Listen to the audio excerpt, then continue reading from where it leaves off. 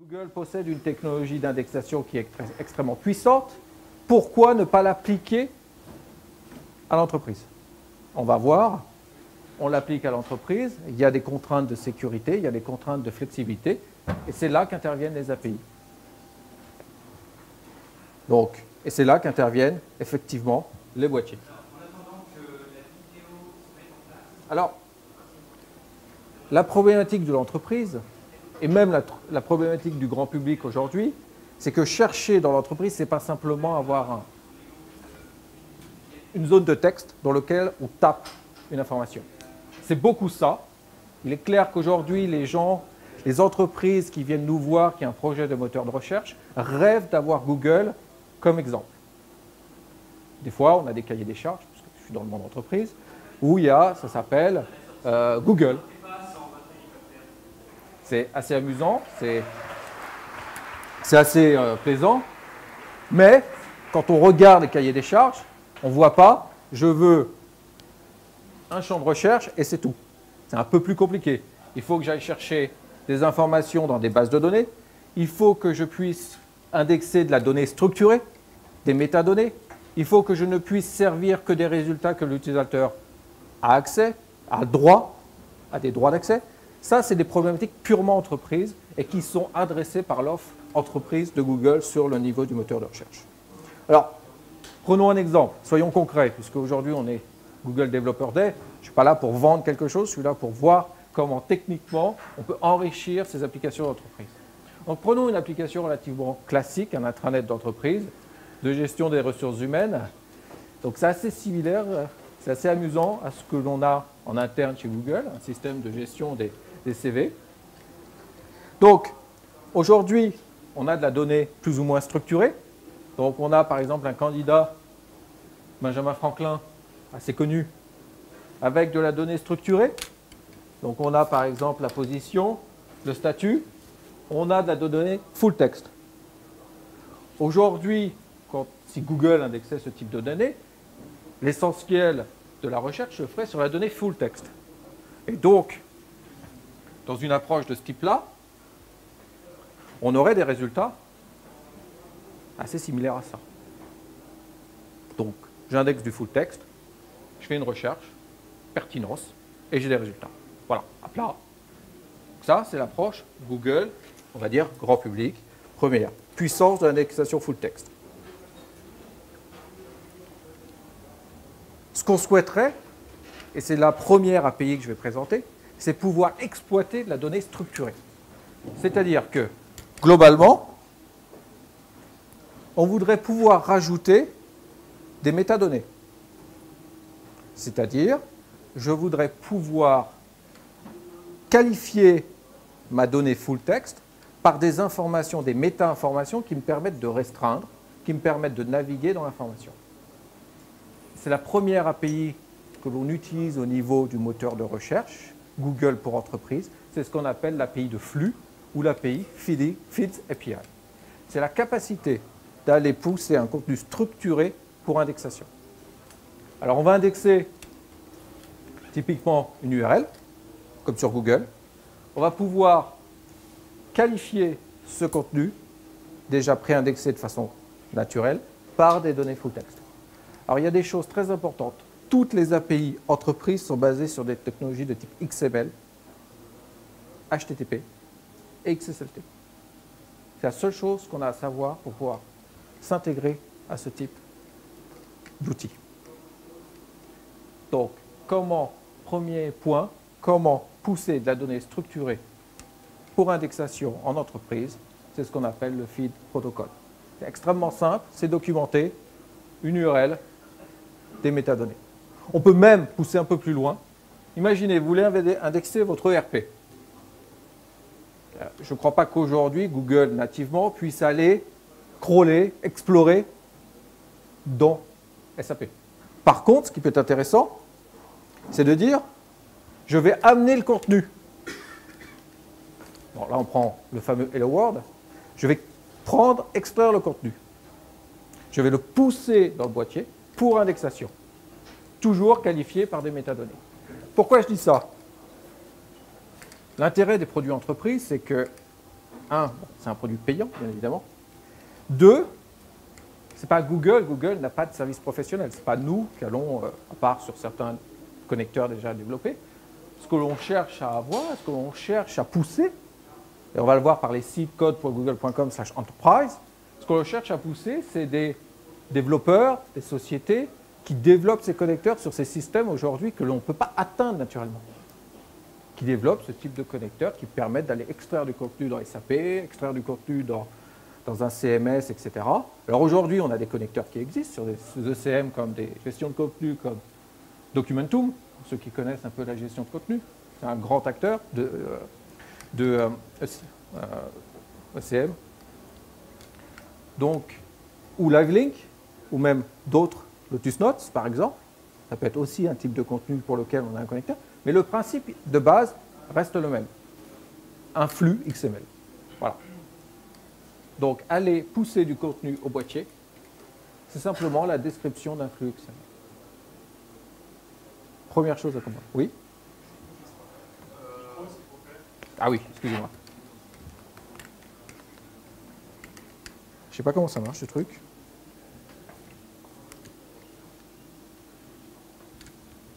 Non, non. Ah si. En fait, juste une petite question XML. On a vu tout à l'heure la DG data. Pourquoi la description des contenus que vous voudrez indexer ne semble pas être en rejet data, mais ça va être un autre format XML de critères? Alors, bonne question. Le format utilisé ici est extrêmement simple et réduit au minimum. C'est-à-dire que le but ici, c'est vraiment de réduire au minimum l'information nécessaire pour pousser du contenu. Une API de type GData à ce niveau-là serait beaucoup trop puissante, on va dire ça. Ce n'est pas du transactionnel, c'est pas... On va voir, on a aussi on a des API de gestion d'authentification, mais ici, c'est vraiment le but, c'est de pousser du contenu. Ça se rapproche plus d'une API de type RSS, Atom ou peu importe, mais encore simplifié. C'est plus à ce niveau-là. C'est pour ça qu'en fait, en anglais, on appelle ça feeds, mais en français, la traduction, ça s'est traduit par flux. C'est vraiment plus à ça qu'il faut... par exemple, on a des clients qui produisent des flux de news. On a un client comme Boursorama, par exemple, ou on a un client comme Fnac et Veille et Jeux qui produisent des flux de fiches produits. On prend une fiche produit. C'est vraiment de la donnée structurée, une fiche produit, en fait. Vous avez le prix, vous avez la catégorie, vous avez pour Fnac et Veille et Jeux, vous avez une catégorie d'âge, vous avez une image, on va le voir, et ça, c'est des informations qui qualifient le contenu. C'est plus du flux, en fait. Comme on peut l'imaginer dans un flux RSS, vous avez une description, vous avez une image, peut-être, vous avez ensuite le lien vers le contenu en tant que tel. Sauf que là, on peut mettre le contenu en lui-même. Alors, voilà ce que ça donne une recherche avec des données structurées. Vous voyez maintenant que vous pouvez qualifier par un petit logo que ça vient de telle ou telle source. Vous pouvez même mettre la photo du candidat, etc. Donc ça, c'est des choses qui ne sont pas... Vous n'avez pas cette maîtrise sur google.com. Vous ne pouvez pas requalifier vos contenus. Là, l'idée, c'est vous avez votre contenu dans votre entreprise, vous le requalifiez, vous le qualifiez pour avoir plus d'informations au niveau de la recherche. Alors, on pourrait imaginer ensuite de faire une navigation basée sur les données structurées qui reviennent, etc., ou des filtres. Puisque une des choses, par exemple, intéressantes avec ce type d'API, c'est que, par exemple, dans le cadre de la recherche, avec le moteur de recherche Search Appliance, vous pouvez faire des restrictions sur des plages de date, des plages de nombre, sur un auteur, sur une combinaison d'auteurs, etc. Donc vous avez beaucoup plus de flexibilité sur la façon dont vous allez restituer l'information à l'utilisateur et sur la façon dont l'utilisateur peut interagir avec cette information. Mais le but est également, on peut faire, il y a beaucoup de puissance, mais il ne faut pas oublier que l'utilisateur a quand même une habitude, c'est le champ de recherche. Excusez-moi, des fois je cherche mes mots en français. Le champ de recherche. Donc ça, c'est important de bien comprendre que l'idée, c'est de rester. C'est bien pour ça qu'on a ce type d'image qui reste proche des résultats Google, mais néanmoins avec des informations supplémentaires. Le but et la philosophie des produits Google pour entreprise n'est pas d'avoir des usines à gaz. Pour nous, un projet de ce type-là, je parle projet puisque là, on est quand même avec des développeurs, c'est des projets sur, alors on va dire, une semaine, 2 semaines pour des petits projets, pour des très petits projets, on va dire 2 jours, ensuite des projets où il faut faire un peu plus d'interface graphique, c'est-à-dire 1 ou 2 semaines, mais on n'est pas dans 6 mois de projet pour obtenir quelque chose. Ça, c'est important. Très vite. Agilité. C'est pas parce qu'on est Google Entreprise qu'on doit avoir une lourdeur. On garde la philosophie Google. Produit simple, accessible. Bon, après, rajouter la recherche sur votre site. Les gens se disent, est-ce que c'est compliqué de rajouter le moteur de recherche Google, tu vois, Google Entreprise, dans mon site? Non, puisque la requête de recherche, c'est une requête HTTP. Donc, il y a des paramètres qui sont documentés. Alors, on pourrait me dire pourquoi on ne fait pas du Ajax, etc. Quelque part, le client, il peut faire tout ça. Il peut faire du Java, il peut faire une portlet, il peut faire ce qu'il veut. Le protocole de base est un protocole de type HTTP. 1.1, je fais une requête, j'ai des paramètres. Alors, c'est quoi ces paramètres? On a, bon, déjà, on a le nom de la machine, avec l'application à aller chercher. Ensuite, on a ce qu'on appelle la notion de collection. Une autre différence par rapport à Google.com. Google.com, en gros, si on oublie Image, News, c'est un seul index. Tous les sites sont dans un seul index. Donc, quand vous faites une recherche, sauf si vous utilisez des opérateurs avancés comme InURL ou Site, ou etc., vous faites la recherche sur l'index. Sur la Search Appliance, le concept est le même. On a un seul index. Vous pouvez avoir 500 000 documents, 30 millions de documents, c'est un seul index. Mais par contre, ce qui est intéressant, c'est de le couper en tranches.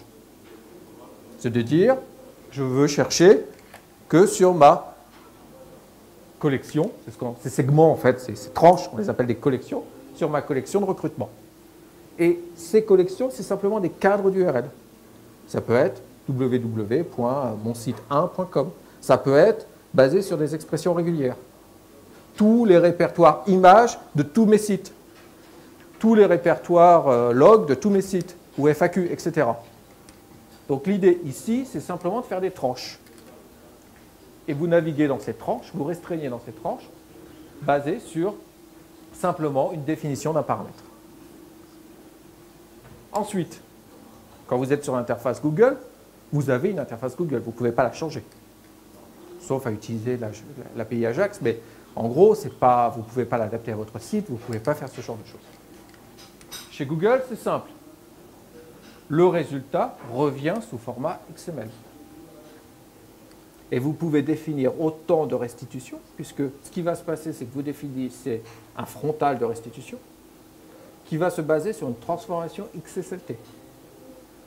Donc là, c'est en gros la deuxième API liée au système Google pour entreprise. C'est l'API de restitution des résultats qui est purement XML. Vous avez un flux avec un DTD qui revient. Vous avez une requête, bon là c'est des paramètres, voilà, tous détaillés, qui définit où je cherche et comment je vais le restituer. Le flux XML revient. Soit vous récupérez directement ce flux XML, soit vous le retransformez au sein du boîtier par un XSLT. Ça, c'est extrêmement intéressant. J'étais chez un client récemment, il me dit, j'ai mon application d'entreprise, j'ai ma gestion d'incidents, je voudrais la chercher sur mon mobile. Je dois avoir un accès depuis mon mobile. Je dis, bah oui, 30 secondes. J'ai pris la transformation qui est disponible justement sur le site code.google.com. Il y a un développeur qui a fait une transformation de type mobile, XHTML. J'ai chargé. 2 minutes après, il avait la recherche sur son mobile. Coût nul, parce qu'il y a un développeur qui l'a mis à disposition. Simplement fait un XSLT en XHTML. Et le plus compliqué, ça a été évidemment de faire en sorte que le téléphone se connecte à la passerelle interne, etc. Mais ça, c'est de la plomberie. Donc, deuxième grand type d'API, c'est l'API de recherche. C'est la capacité de influencer. Donc là, on a différents, on va changer le front-end, etc. Donc, c'est ce qu'on appelle le Search Protocol. Bon, je veux dire, c'est pas... Quelque part, vous avez un template, vous avez un XML qui revient. Je pense que pour tous ceux qui connaissent XML, XSLT, c'est simple. Pour ceux qui ne connaissent pas, bon, c'est pas parlant. Mais en gros, c'est une technologie standard. C'est un langage qui permet de transformer le flux XML en ce qu'on veut. Alors, typiquement, si vous allez sur ce site, on ira faire un petit tour juste. Je vais garder un peu de temps pour qu'on aille faire un petit tour sur le site code.google.com/entreprise. J'insiste sur ce site parce que malheureusement, ou heureusement, j'en sais rien, mais si vous allez sur code.google.com, vous n'avez pas de référence sur ce site. Donc il faut vraiment taper Enterprise derrière. Donc, typiquement, bon, je ne vais pas insister trop sur XSLT, ce n'est pas un tutoriel sur XSLT ici, mais ça veut dire que c'est de la technologie standard. On n'a pas besoin d'un développeur particulier sur les technologies Google Entreprise pour faire un XSLT. Donc, typiquement, ben voilà, on se retrouve, alors on est passé du look and feel purement Google à un look and feel, à une visualisation de données structurées, et là on se retrouve, on reste proche de Google. Le tout, c'est que ça arrive vite et que ça donne des informations. Alors on voit que là, on a de la donnée structurée, on a le nom. On peut regarder son profil, c'est un lien qui a été rajouté au moment de la génération. On voit qu'on a le fameux snippet, le résumé, toujours généré par Google, un lien. Voilà, on a quelque chose qui se rapproche plus de ce que l'entreprise désire par rapport à l'intégration dans son applicatif. C'est vraiment, l'idée est de dire, on prend la puissance de la technologie d'indexation full text de Google, que l'on adapte à l'entreprise de façon flexible. Alors, ce qui est important de comprendre, c'est que beaucoup de gens disent « Oui, mais Google, ça marche dans Internet parce qu'il y a plein de liens. Dans l'entreprise, il n'y a pas de lien. » Oui, c'est vrai. C'est pour ça qu'on a des ingénieurs, Google Entreprise, qui prennent les algorithmes Google, donc qui prennent en fait, le code développé par Google, par les ingénieurs Google. Donc, on prend toute cette recherche qui est faite tous les jours, on l'adapte, c'est-à-dire que les algorithmes, ce qu'il faut comprendre, c'est que la pertinence d'un document, ça c'est pas un secret, elle est deux facteurs. Il y a le facteur de page ranking qui est déterminé à l'indexation, indépendamment de toute recherche. Et il y a le facteur de pertinence qui, lui, est déterminé au moment où vous faites la recherche. Et toute cette algorithmique chimique. Le page ranking est bien connu maintenant, je pense. C'est quelque chose qui est plus si secret que ça. On regarderait que... Mais l'algorithme de pertinence, c'est quelque chose d'assez secret. Très peu de gens qui le connaissent. Moi, j'en sais rien du tout. Et donc, c'est ces deux facteurs qui font le ranking d'un document. C'est important de le comprendre. Alors, pour entreprise, ce qui est adapté, c'est que le page ranking a un peu moins d'importance et la pertinence a un peu plus d'importance, puisque la structure de lien est moins forte. Mais les liens restent importants en entreprise. Si vous mettez un document dans une arborescence qui fait 50 mètres de long sur le 10e site qui est accessible par votre portail par 20 sauts, il aura certainement moins d'importance qu'un document qui se retrouve sur la page centrale d'accueil de votre portail. Bon, c'est une image caricaturale, mais ça donne bien une idée de l'importance des liens, même en entreprise. Donc, on a vu comment donner de la donnée structurée au moteur, comment restituer cette donnée restituer. Donc, c'est deux aspects différents de Google.com. Troisième aspect extrêmement différent de Google.com, c'est le fait que vous puissiez accéder à des données sécurisées. Google.com, jusqu'à preuve du contraire, ne va pas dans les sites protégés. Vous ne pouvez pas accéder à votre site si vous le protégez, soit par HTTP basique, soit par NTLM, soit par formulaire, soit par etc. On n'a pas accès à cette indexation. En entreprise, l'essentiel de l'information est sécurisé en fait. Vous n'avez accès à l'information que si vous avez les droits d'accès sur cette information. Il est bien évident que dans la restitution des résultats, vous ne devez voir les résultats que par rapport à vos droits. Peu d'entreprises acceptent le fait qu'on sache qu'un document existe, même si je ne peux pas l'ouvrir. Le fait de savoir qu'il existe, je ne peux pas le savoir. Donc là, évidemment, par exemple, il y a un certain nombre d'informations, surtout s'il y a des salaires.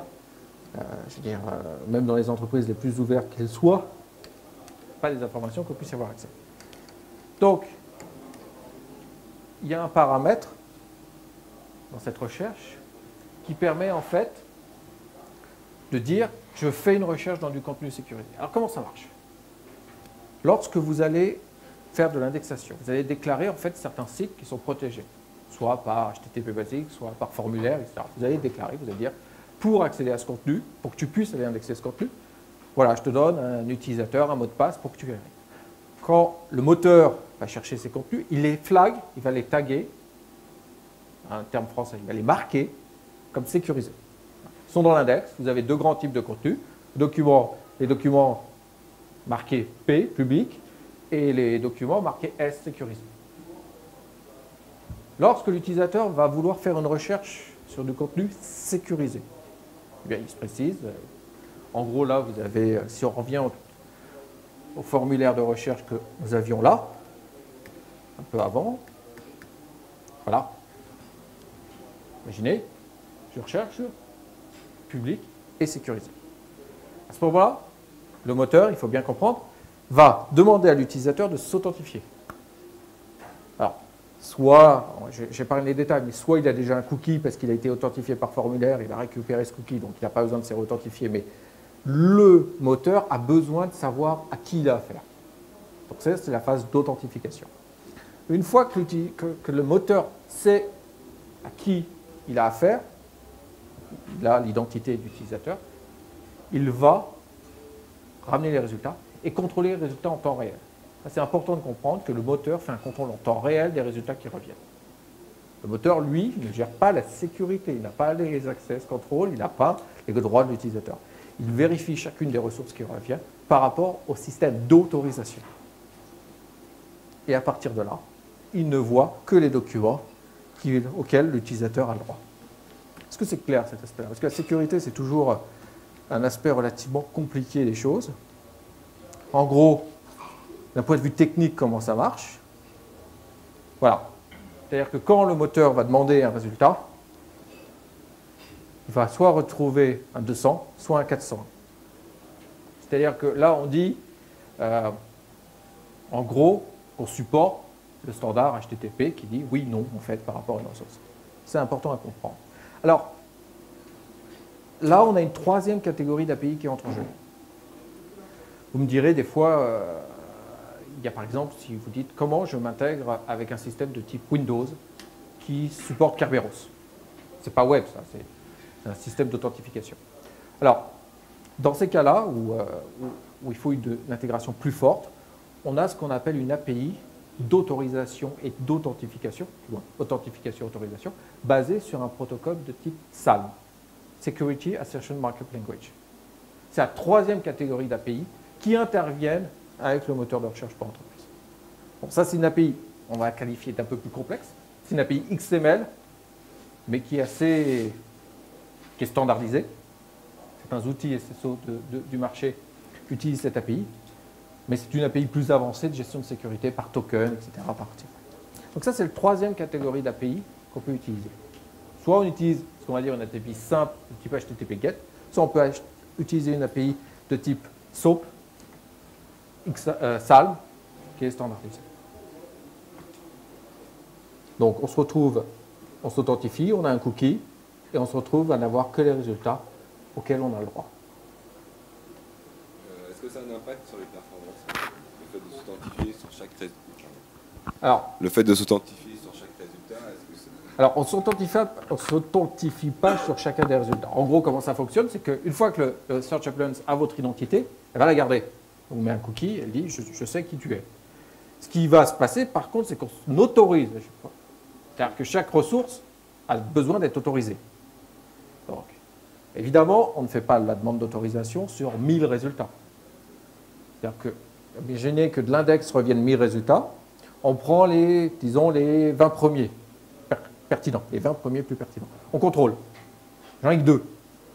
Bon, j'allais en chercher 10 autres, etc. Là, effectivement, le cas le pire, imaginez vous avez 1000 résultats, j'ai le droit au 999e résultat. C'est pas de peau. C'est-à-dire que là, il va y avoir une rafale d'autorisation. Là, plusieurs moyens. C'est-à-dire qu'on va peut-être créer des collections. Si j'ai rien à voir avec la finance, je ne vois pas pourquoi j'irais chercher dans la finance. Et donc, l'idée, c'est de réduire le corpus d'interrogation des résultats. Voilà, c'est vrai que c'est un contrôle en temps réel. Donc, on a parlé API de flux, API de restitution, toujours du XML. On a, disons, juste effleuré l'API de sécurité, soit c'est du GET HTTP, soit on peut avoir une API de type web service. Là, on va passer sur une API de fédération que vous connaissez déjà. C'est comme M. Jourdain, vous l'avez déjà pratiqué. Ce qu'on appelle chez Google le OneBox. Alors, je ne sais pas si les gens savent que c'est OneBox, puisqu'on le pratique assez tous les jours quand on cherche sur Google. C'est clairement, par exemple, je cherche Weather San Francisco. J'ai un mot-clé qui est Weather, qui va en fait déclencher chez Google la demande du temps dans un système tiers. Il est bien évident qu'on n'indexe pas la météo, ça n'a aucun sens, ça change tout le temps.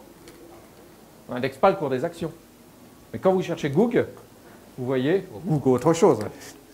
Là, c'est un peu une déformation professionnelle. Donc, quand vous cherchez Google, vous allez voir le cours de l'action Google.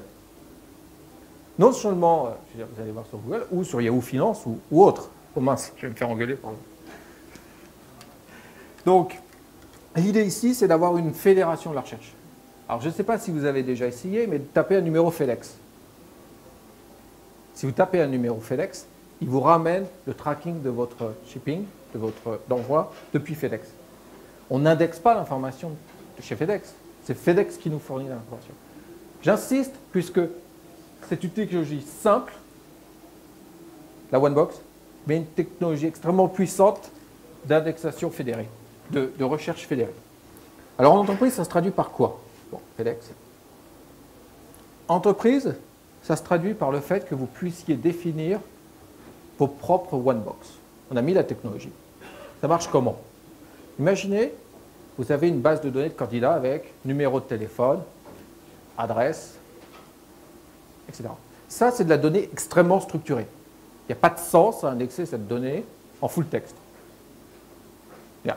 Vous faites une recherche dans un annuaire LDAP, c'est un arbre, il vous retrouve la donnée extrêmement rapidement. Pas besoin d'indexer en full texte. Par contre, ce qui est intéressant, c'est de retrouver cette information au niveau de vos résultats de recherche. Alors, comment on fait? Alors, l'idée de la OneBox pour entreprise, c'est de définir en fait une OneBox qui va avoir un déclencheur, où va se déclencher tout le temps, un mot-clé, weather, annuaire. Ensuite, on va envoyer une requête HTTP. Donc ça, c'est la définition d'une OneBox, hein, c'est encore de l'XML. Donc on va dire OneBox, etc. Le mot-clé de déclenchement et le provider. Donc là, c'est une API de type REST. Retombe sur les API qu'on a évoquées plus haut, REST, mais REST en lecture. Là encore, l'API est plus transactionnelle, donc on va utiliser une API standard de type REST. C'est nécessaire, c'est une API de plus haut niveau. Mais là, on n'a pas besoin de web service. Voilà, bon, ce que je disais. Donc, qu'est-ce qui part? Vous êtes sur votre navigateur. Alors, si je suis connecté sur Internet, on va prendre un exemple tout de suite. Ça marche pas? Ah, bon, on va le laisser réagir. Hein. Toujours un peu long ce réseau. Je suis connecté? Je peux connecter? Ah, c'est bon, j'ai Google. Tout ce qu'il me fallait. Non, c'est bon, je crois que... Prenons un... Et juste ici. Voilà. Prenons Reuters.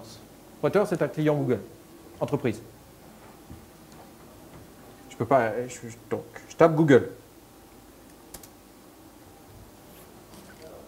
Donc là, j'ai fait une recherche. Il est en train de rechercher dans l'index. Donc, le temps que le réseau sache par où se passer, je vais peut-être désactiver... Voilà. Vous voyez, on n'est pas... On va cacher ça. Hein. Donc vous voyez qu'on a les résultats de recherche hein, de l'index, tous les résultats. Et là, vous voyez qu'on a une bonne nouvelle. Là, Google est à 506. Ça augmente. Tant mieux. Et vous voyez que c'est en fait une donnée qui vient d'un autre système, puisque c'est de donnée de temps réel. On ne va pas indexer l'action Google. Même si on l'indexait toutes les 15 minutes, ça n'aurait pas de sens dans la mesure où c'est une donnée extrêmement dynamique. Donc là, c'est typiquement une OneBox. Qu'est-ce qui s'est passé? Là, le trigger, il se déclenche tout le temps. Et pas particulièrement, je n'ai pas mis stock. Donc, il s'est déclenché sur Google, il a reconnu, il a interrogé le système de gestion d'actions, qui a récupéré une information sur Google et qui l'a renvoyée en flux XML. C'est pas grand-chose. J'aime bien dire aux clients, en fait, c'est pas rocket science, ça. Vous avez une recherche fédérée pour une requête HTTP. Alors, on peut gérer la sécurité, et on ne va pas rentrer dans les détails, mais c'est une API simple. On a même sur le site dont je vous parlais tout à l'heure, un kit de développement, vous n'avez même pas besoin d'avoir une search appearance, vous pouvez déjà développer au OneBox. Alors, c'est très intéressant dans les entreprises. Ce qu'aiment les managers, généralement, c'est par exemple, il faut une recherche sur les rapports financiers. Alors, ils ont des résultats, c'est bien, mais ce qu'ils aiment bien avoir, c'est un petit graphe. Alors, on a des OneBox, Cognos, Business Object, ont développé des OneBox qui permettent d'aller interroger Cognos, qui permettent d'interroger SAS, qui permettent d'interroger Business Object. Si vous voulez, j'ai mon petit graphe avec mes résultats financiers. Si je clique dessus, je me retrouve dans l'application Cognos. Mais j'ai ma recherche fédérée, j'ai les informations que je voulais, sans forcément aller dans l'applicatif. Encore une API simple, HTTP, XML, on n'en sort pas. Voilà. Tiens, c'est sûr que, voilà, donc globalement, c'est pas très compliqué, simplement du XML. C'est pas forcément pour les gens, c'est un peu verbeux, mais bon, ça donne l'information dont on a besoin. Voilà. Bon. Je vous épargne tout ça, c'est pas forcément très...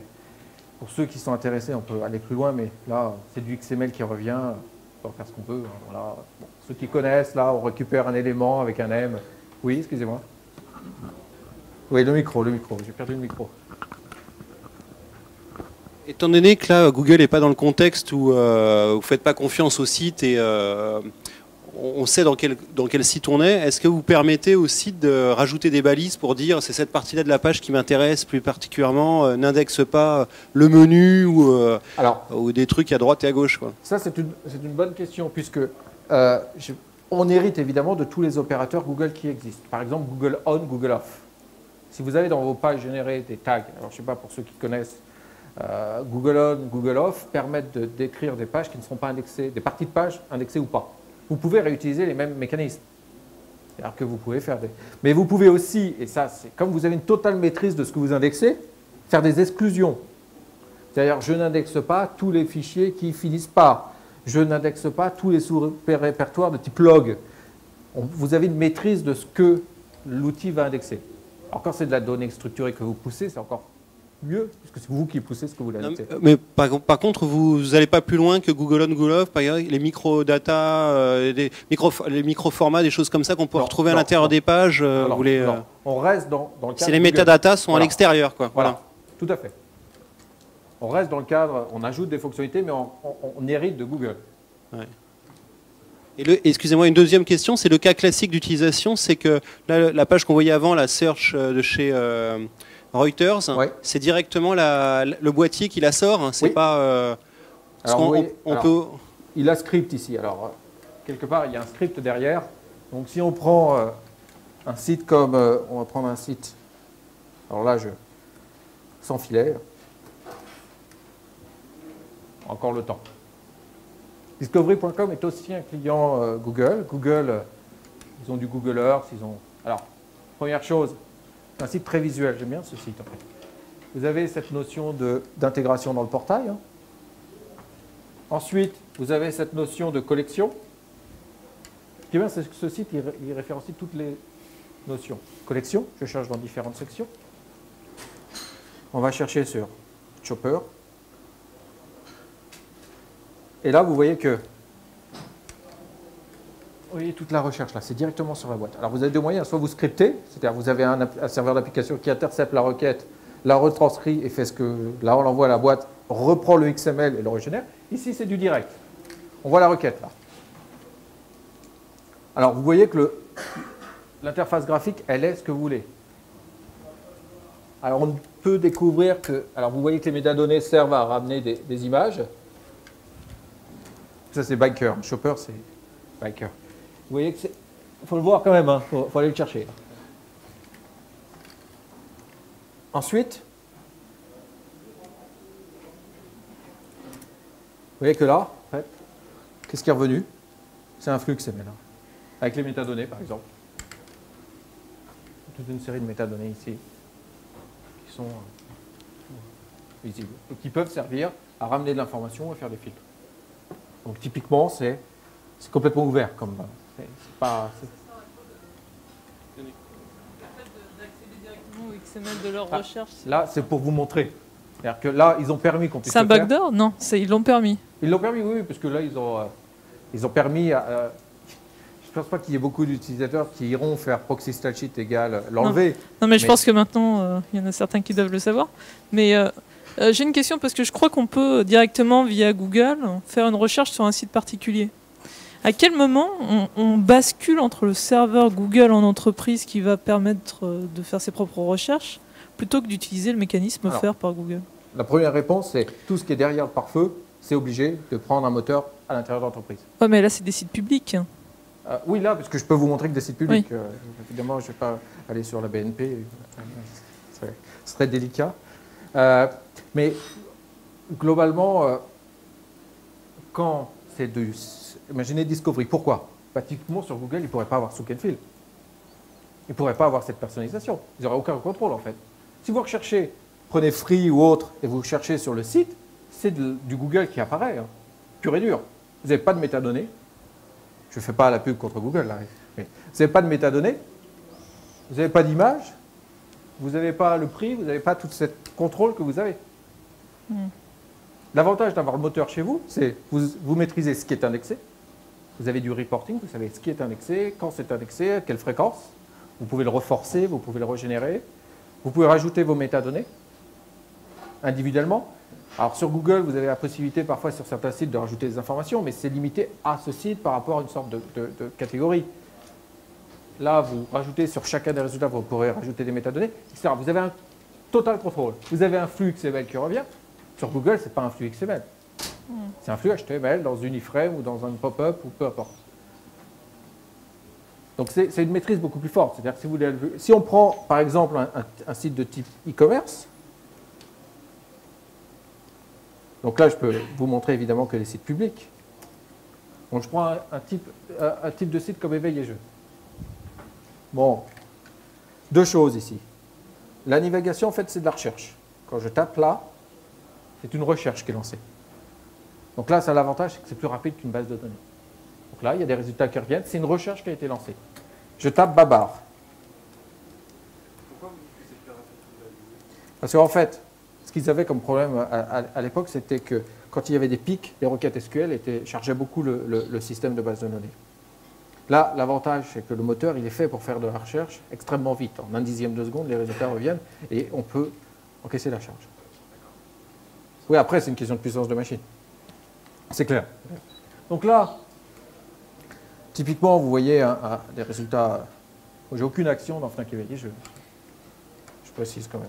Vous voyez que j'ai tapé Babar, donc il y a les résultats qui reviennent, organisés avec des petites images.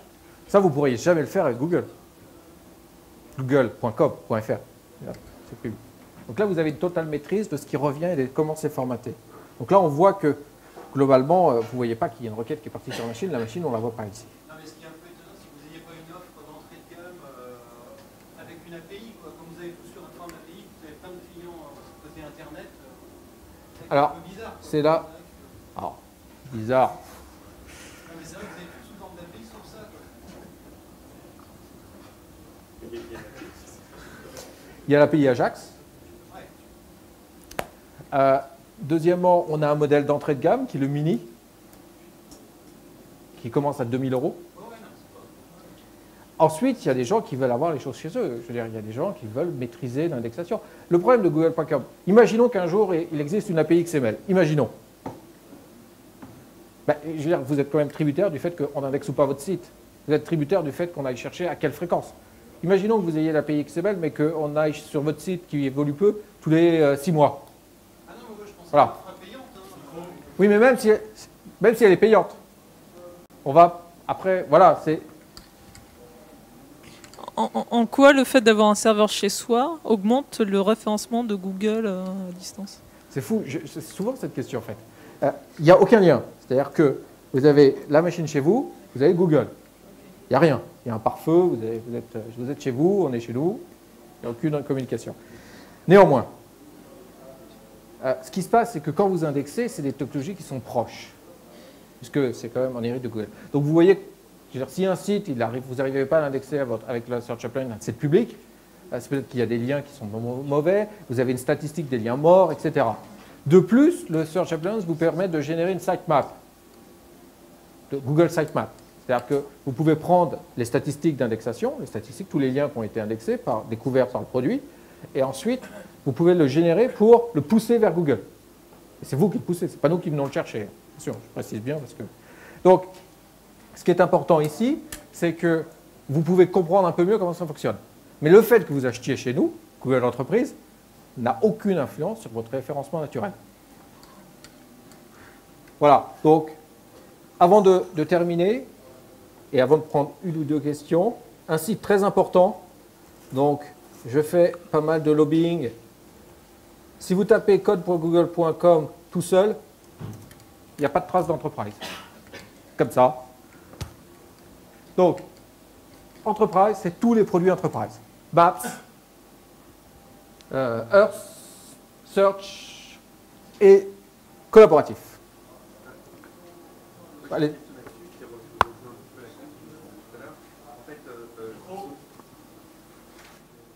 Ah, ils ont encore changé ici. Donc par rapport à, je sais pas, par rapport à toute cette offre, en fait, on peut toutes les avoir gratuitement comment ça s'appelle, en accès restreint, hein, puisque c'est restreint, sauf sur la partie search que vous venez de montrer. Tout c'est à ça fait. Tout à fait. Donc là, il y a, d'accord. Il n'y a pas d'offre gratuite, sauf desktop et toolbar. D'accord, mais avec desktop, on ne peut pas faire la même chose que ce qu'on peut faire avec search. Non. D'accord. Et sur donc, la partie Search Appliance, est-ce qu'on peut indexer en interne sur l'intranet des sites externes publics? Non. C'est interdit par la licence. Et puis, ça n'a pas de sens. Vous n'avez normalement pas le droit d'indexer des sites qui ne vous appartiennent pas ou sur lesquels vous n'avez pas de droit. Alors, on a un client... Pourquoi? C'est dommage, ça. C'est pour des questions de droit, etc. C'est un peu compliqué, mais... Globalement, on a quand même un client, Thales, puisqu'ils ont fait un cas client, donc c'est public, qui utilise une solution de crawling, qui crawl les sites publics, peu importe où ils sont. Il y a un filtre, et ensuite, pour la recherche de ces résultats de veille économique, en fait, mettre ça dans la Search Appliance et index. Et à partir de là, ils cherchent. Donc il y a une première solution qui fait, c'est des crawlers, en fait, qui va chercher un peu partout l'information. Là, ça peut être des millions, des milliards de pages, hein, c'est pas... Et ensuite, ils les réindexent dans leur solution. Il y a un filtre et ils réindexent dans la solution pour la recherche des utilisateurs finaux. Donc, alors, c'est code.google.com/enterprise. Ici, vous avez l'ensemble des API. Alors, je viens de m'apercevoir qu'ils ont refait le site. Donc, je suis un peu perdu dans la navigation. Donc, globalement, vous avez toutes les documentations accessibles publiquement. Pour les feeds, pour les one-box, pour la sécurité dont je vous ai parlé. C'est complètement accessible, c'est complètement gratuit. Vous pouvez complètement. Vous pouvez, si vous le souhaitez, développer une one-box. Donc, si je retourne one-box. Est-ce que ce site a un intérêt pour les gens qui n'ont pas une appliance? Oui, pour la one-box, par exemple. One-box, access control, vous pouvez développer sans avoir d'appliance. Les one-box sont seulement accessibles.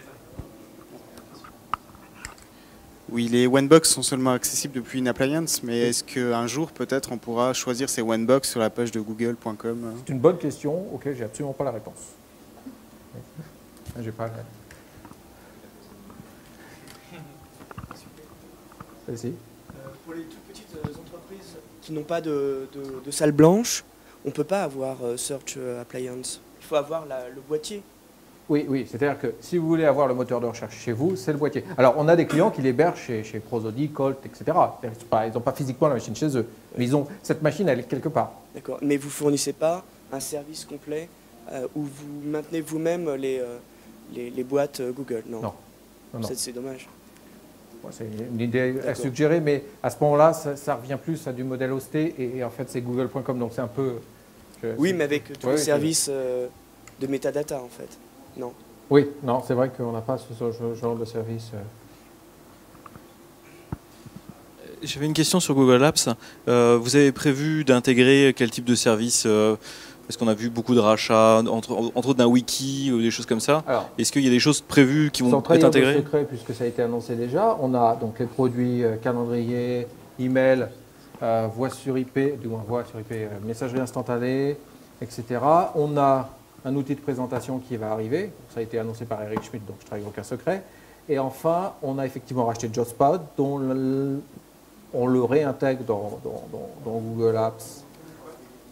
JotSpot, c'est un wiki. Donc l'idée est de le redévelopper pour qu'il ait la cohérence de l'ensemble. Donc j'espère qu'on l'aura d'ici fin d'année. Après, en 2008, il y a tellement de choses. Non, mais au-delà de cette chose, si vous regardez Google Apps, même la version publique, vous voyez des fois des choses qui apparaissent, de nouvelles fonctionnalités. Ça, c'est le concept Google. C'est-à-dire, rarement des gros big bang. Quand JotSpot va être réintégré, évidemment, ça va, tiens, un nouveau service. Mais plus, je rajoute des petits éléments qui font que l'ergonomie est un peu plus fine. J'étends à 20 mégas la taille d'un attachment. J'ai une boîte aux lettres qui fait plus 2 gigas, mais 2 gigas, 3 gigas. Mais on ne fait pas de pub là-dessus. On s'aperçoit un jour que, tiens, je peux envoyer des mails de 20 gigas, de 20 mégas. Encore 20 gigas. Vous voyez, c'est... Alors l'IMAP, je pense qu'on y travaille. Bon, ça dépend des gens, en fait. Il y a des gens qui demandent plein de choses, mais l'IMAP, je pense que c'est quelque chose qui arrivera un jour, mais pas forcément tout de suite.